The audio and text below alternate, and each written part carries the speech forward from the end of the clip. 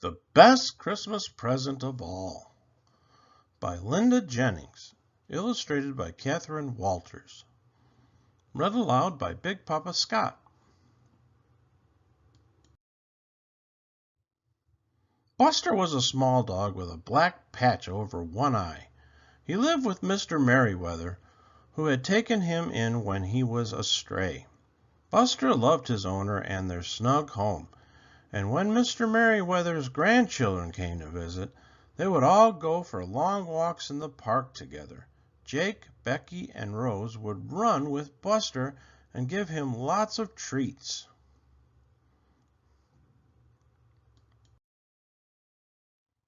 One day, when Jake got out Buster's leash as usual, Mr. Merryweather shook his head. "Sorry, children," he said, "I'm not feeling well. Take Buster out in the yard instead." After that, Mr. Merryweather took Buster only for short walks, but Buster didn't mind. He was happy enough just living quietly at home with his friend.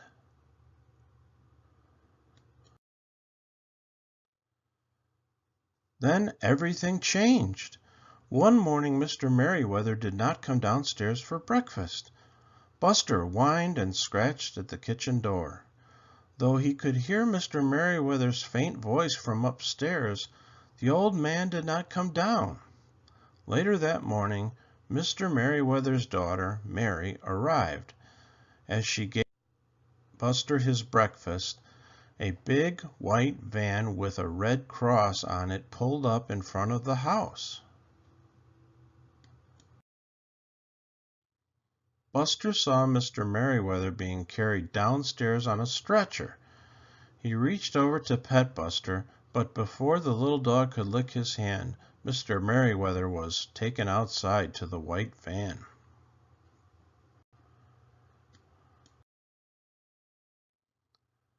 "It'll be okay, Buster," Mary said as she fastened his leash and walked him out to the car. But Buster pulled away. He was frightened and confused. Once, long ago, some people had put him in a car and driven to a strange part of town where they left him all alone. Mary picked up Buster and put him on the back seat. Buster looked sadly out the window at his home as they drove away. Where had Mr. Merryweather gone?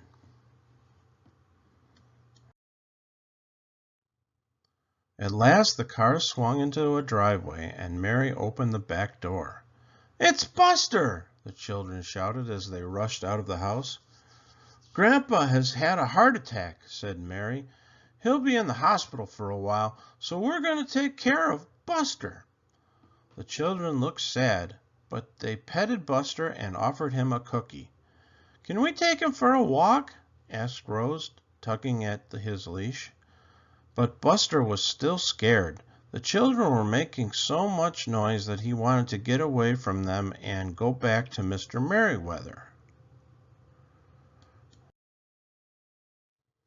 Buster wriggled and pulled until his collar came off. Then, before anyone could stop him, he ran down the driveway and into the street.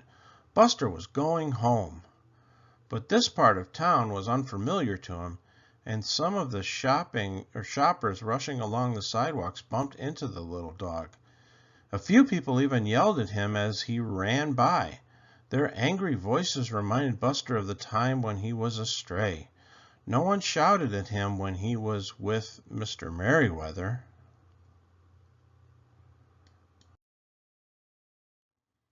At long last he came to the very park where Mr. Merryweather and the children had taken him for walks. He dashed through the playground and down to the pond, just in case Mr. Merryweather was there on his favorite bench. But he wasn't.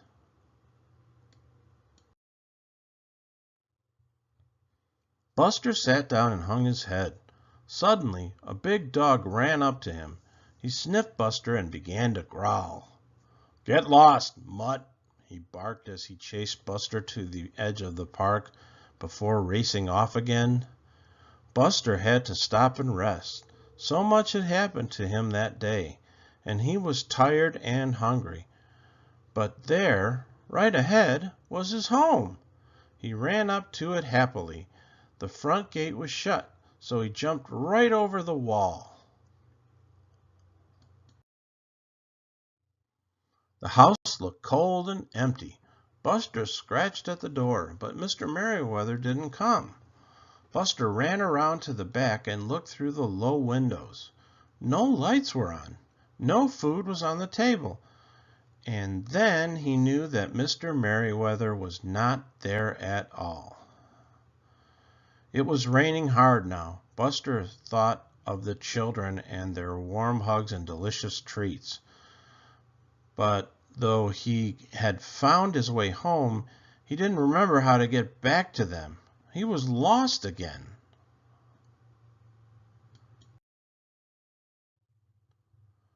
A car pulled up in front of the house. Buster ran into the bushes to hide. "Buster! Buster!" called three worried voices. "Are you there, Buster?" It was the children. Buster crawled out, his stumpy tail wagging for the first time that day. Jake picked him up and hugged him. Buster felt warm in his arms. "You're coming home with us, Buster," cried Rose.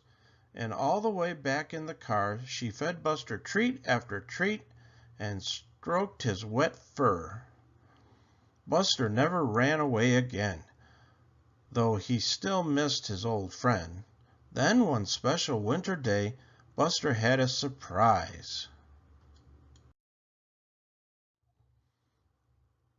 The front door opened, and there he was. "I've missed you, Buster," Mr. Merriweather whispered, hugging his little dog tightly. "Grandpa's coming to live with us," said Becky. "Won't that be great?" Buster wagged his tail and licked Mr. Merriweather's face. This was the best Christmas present of all. The end. Please hit the like button and subscribe to my channel. Check out the gifts in the description. Please support my work at patreon.com/BigPapaScott. Thank you.